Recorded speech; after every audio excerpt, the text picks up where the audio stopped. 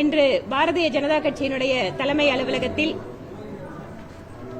நாடு முழுவதும் 1 கோடி சுயஉதவி குழுக்களை தொடர்பு கொள்வதற்கான சக்தி வந்தனம் என்கின்ற ஒரு தொடர்பு இயக்கத்தினுடைய மாநில அளவிலான பயிற்சி முகாம் நடைபெற்றது. நாடு முழுவதும் இருக்கின்ற கிட்டத்தட்ட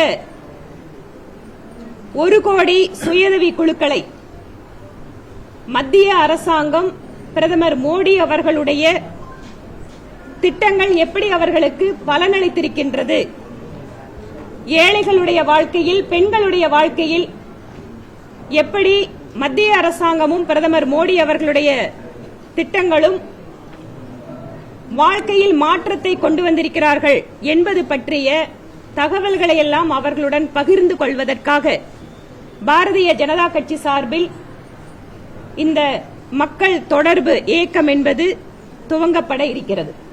இதற்காக ஒவ்வொரு மாவட்டத்திலிருந்தும் 15 பேர் கொண்ட குழு நியமிக்கப்பட்டு அவர்களுக்கான பயிற்சி முகாம் இன்று காலையிலிருந்து நடைபெற்று முடிந்திருக்கிறது. பாரத பிரதமருடைய லட்சியம் 2 கோடி மகளிரை லட்சாதிபதிகளாக மாற்றுவது. அவர் இந்த இலக்கை நிர்ணயித்து லட்சக்கணக்கான சுயஉதவி குழுக்களுக்கு எந்தவித உத்தரவாதமும் இல்லாமல் 10 லட்சம் ரூபாய் கடன் பெறக்கூடிய நிலையில் இருந்து உயர்த்தி ஒவ்வொரு சுயஉதவி குழுவும் 20 லட்சம் ரூபாய் வரை கடனுதவி பெறுகின்ற அளவிற்கு அந்த உச்சவரம்பை தளர்த்தி அவர் வழங்கியிருக்கிறார். இது மட்டும் இல்லாமல் ட்ரோன் பயிற்சியின் வாயிலாக மகளிர் சுயஉதவி குழுக்களுக்கு 15,000 குழுக்களுக்கு பயிற்சி அளிக்கக்கூடிய திட்டமும் செயல்பாட்டுக்கு வருகிறது. ஏற்கனவே பல்வேறு இடங்களில் இதற்கான பயிற்சிகள் தொடங்கப்பட்டிருக்கிறது. பாரத் விக்ஷித் யாத்ரா என்கின்ற வளர்ச்சியடைந்த பாரதம் என்கின்ற அந்த திட்டத்தின் வாயிலாக ஒரு வாகனம் ஏற்பாடு செய்யப்பட்டு அதன் வாயிலாக மத்திய அரசு திட்டங்கள் எல்லாம் அந்தந்த பகுதி மக்களுக்கு வழங்கப்படுகின்ற பொழுது அங்கேயே எப்படி ட்ரோன் இயக்குவது என்கின்ற ஒரு பயிற்சியும் பெண்களுக்கு வழங்கப்பட்டு கொண்டு வருகிறது. இதன் வாயிலாக ஏழை எளியவர்கள், குறிப்பாக பெண்கள், தங்கள் வாழ்க்கையில் ஒரு மிகப்பெரிய முன்னேற்றத்தை அடைவதற்கான அத்தனை வாய்ப்புகளையும் பிரதமர் மோடி ஏற்படுத்திக் கொண்டிருக்கிறார். இந்த நல்ல திட்டங்களை பற்றியெல்லாம் பெண்களுக்கு எடுத்து செல்கின்ற விதமாகத்தான் சக்தி வந்தனம் என்கின்ற இந்த மிகப்பெரிய தொடர்பு இயக்கத்தை பாரதிய ஜனதா கட்சி துவங்குகிறது.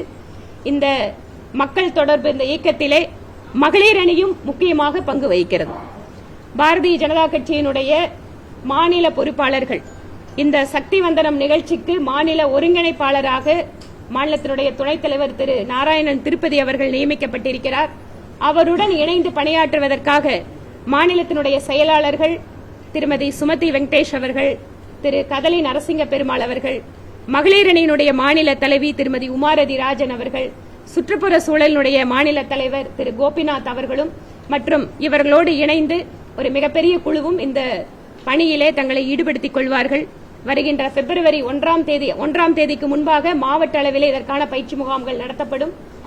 எப்படியெல்லாம் ஒவ்வொரு இடத்திலே இருக்கின்ற சுயஉதவி குழுக்களை தொடர்பு கொள்வது, அவர்களிடம் என்ன கருத்துக்களை எடுத்து வைப்பது, அவர்கள் வாழ்க்கையில் நடந்த மாற்றங்களை எப்படி பதிவு செய்வது என்றெல்லாம் பல்வேறு பயிற்சிகள் வழங்கப்படுகிறது. இது பிப்ரவரி 1 to 20 வரை நாடு முழுவதும் இந்த குறிப்பாக சுயஉதவி குழுவினான தொடர்பு இயக்கம் என்பது இங்கு நிறைவேற்றப்படும். அதற்காகத்தான் இன்றைய கூட்டம் என்பது.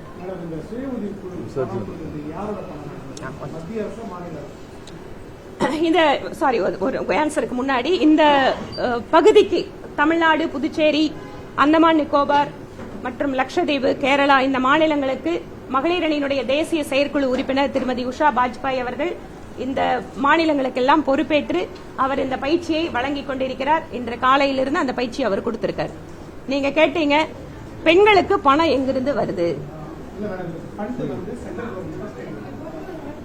பெரும்பான்மையான பணம் மத்திய அரசாங்கத்தினுடைய வங்கிகளில் இருந்துதான் கொடுக்கப்படுகிறது.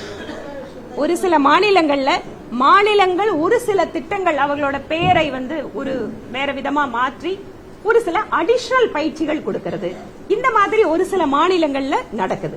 அதுக்கு ஒரு சில ஃபண்டிங் ஸ்டேட் கவர்மெண்ட் கொடுக்கும். ஆனா majority of the funding is from the central government. percentage I could not explain it. I mean, at present I could not tell it. ரொம்ப வருஷமாவே சுயஉதவி குழு ஆரம்பத்துல இருந்து த்ரூ பேங்கிங் சிஸ்டம் மூலமா தான் ஃபண்டிங் போயிட்டு இருக்கு. இந்த விஷயம் வந்து கடந்த 9 வருஷமா நம்ம பண்ணாம எலெக்ஷன் கிட்ட ஷார்ட் டைம்ல கொண்டு போறோம்.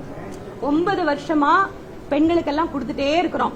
ஆனா ஸ்டேட் கவர்மெண்ட் கொடுக்கறதால அது விளம்பரம் பண்ணிருக்காங்க. என்ன பண்றதுங்க, ஒரு சில இடத்துல அவங்க கிட்ட தான் விளம்பரத்துக்கான பணம் இருக்குது, அதனால கொடுக்குறாங்க. எலெக்ஷனுக்கு முன்னாடி உங்க வீட்டுல ஒரு கல்யாணம் நடக்குதுன்னு வச்சுக்கோங்க, பொண்ணு மாப்பிள்ளை எல்லாம் முடிவு பண்ணதுக்கு அப்புறம் கல்யாணம் நெருங்க என்ன பண்ணுவீங்க?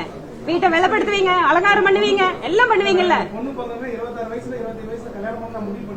கட்டாயம் நீங்க எப்ப முடிவு பண்ணாலும் ஒரு தேதியில தானே முகூர்த்தம் பண்ணணும். இந்த 9 வருஷத்துல I can give you an example.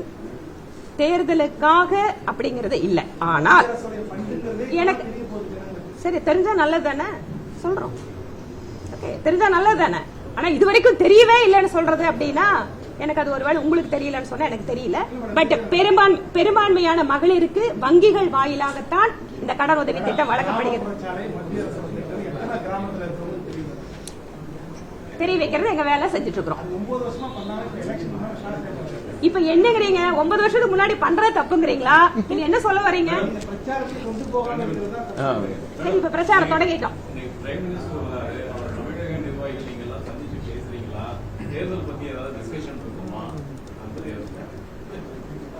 தமிழகத்திற்கு பிரதமர் ஒவ்வொரு முறை வருகின்ற பொழுதும் பாரதிய ஜனதா கட்சிக்கு ஒரு புது உற்சாகம் கிடைக்கிறது. அந்த மாதிரி நிர்வாகிகளுக்கும் புது உற்சாகம் வேண்டுகின்ற வழியில கட்சியினுடைய திட்டமிட்ட வகையில கிடைக்கும். தேர்தல் பத்தி தாங்க இப்ப எல்லாமே நடக்கும். ஒரு அரசியல் கட்சி தேர்தல் பத்தி தாங்க சிந்திக்கும். தேர்தல்னா என்ன? அந்த தேர்தலுக்கான பிரிப்பரேஷன். ஆனால் மக்கள் பணி அப்படிங்கிறது முக்கியம். நீங்க அவர் சார் சொன்ன மாதிரி நாங்க செஞ்சதெல்லாம் எடுத்து மக்கள் கிட்ட சொல்றதுக்கான வாய்ப்புகளை இப்ப உருவாக்கிட்டே இருக்கோம். தொடர்ந்து நீட்டுக்கு அகைன்ஸ்டா இருக்குங்கிறது எல்லாருக்கும் தெரிஞ்ச விஷயம். அது வந்து சமநிலையற்ற ஒரு தேர்வா இருக்கு. அது வந்து மாணவர்களுக்கு மன உளைச்சல் ஏற்படுது, அதனால சூசைட் பண்ணிக்கிறாங்க. ஸோ நீட் தேர்வு ரத்து பண்ணணுன்றது தொடர்ந்து திமுக எழுப்பி வருது. பல கட்சிகளும் அதுக்கு ஆதரவு அளிக்கிறாங்க. இந்த நிலையில இன்னைக்கு மத்திய கல்வி அமைச்சகம் ஒரு கைட்லைன்ஸ் வெளியிட்டிருக்காங்க. இது எதுக்குன்னா கோச்சிங் சென்டருக்கான ஒரு கைட்லைன்ஸ் வந்து மாணவர்கள் அதில் என்ன சொல்லியிருக்காங்கன்னா மன உளைச்சல் ஏற்படுது இந்த என்ட்ரன்ஸ் எக்ஸாம்னால சூசைட் பண்ணிக்கிறாங்க. ஸோ அதனால வந்து இந்த கோச்சிங் சென்டர்லாம் வந்து ரெகுலரைஸ் பண்ணுறதுக்கு என்னென்ன நடவடிக்கை எடுக்கணும்னு சொல்லியிருக்காங்க. ஸோ முதல் முறையா மத்திய கல்வி அமைச்சகம் சார்பில் வெளியாகக்கூடிய அந்த அறிக்கையில மாணவர்களுக்கு இந்த நுழைவுத் தேர்வுகள் மன அழுத்தங்களை கொடுக்கிறது, தற்கொலை செய்து கொள்கிறார்கள் அப்படின்னு வெளிப்படையா சொல்லியிருக்கிறாங்க. அப்படின்னா வரக்கூடிய ஒரு மேனிஃபெஸ்டோவில் நீட் தேர்வு சம்பந்தமா ஏதாவது ஒரு ரிலாக்ஸேஷனா ஏதாவது ஒரு அறிவிப்புகள் ஏதாவது வரும்னு எதிர்பார்க்கலாமா? மேனிஃபெஸ்டோ வரும்போது பாத்துக்கலாம். நீங்க ஸ்டாண்ட் எங்களோட ஸ்டாண்ட் ஏற்கனவே நூற்றுக்கணக்கான முறை நீட்டை பொறுத்த வரைக்கும் பிஜேபியோட ஸ்டாண்ட் சொல்லியாச்சு. இப்போ ஒரு சில இடங்கள்ல கோச்சிங் சென்டர்ல நாட் இன் எவ்ரி பிளேசஸ் ஒரு சில இடங்கள்ல இந்த மாதிரியான விரும்பத்தகாத துரதிருஷ்டவசமான நிகழ்வுகள் நடக்குது. ஆனா அதே சமயம் நீட்டை நாங்க கொண்டு வருவோம்னு சொல்லிட்டு நாங்க மாணவர்களோட மத்த பிரச்சனைகளை கவனிக்க மாட்டேன்னு அதாவது நிர்வாகம் சொல்லல, அரசாங்கம் சொல்லல. We are sensitive enough to understand about the issues, but at the same time, NEET அப்படிங்கிறது உச்சநீதிமன்றத்தினுடைய தீர்ப்பின்படி நாடு முழுவதும் அமல்படுத்தப்பட்டு வருகிறது. இதுல எழக்கூடிய பிரச்சனைகளை தீர்வு கொடுப்பதும் அரசாங்கத்தினுடைய வேலை. அதனால எந்தெந்த இடத்துல பிரச்சனைகள் இருக்குதோ அதுக்கு நாங்க தீர்வு கொடுக்க ட்ரை பண்றோம்.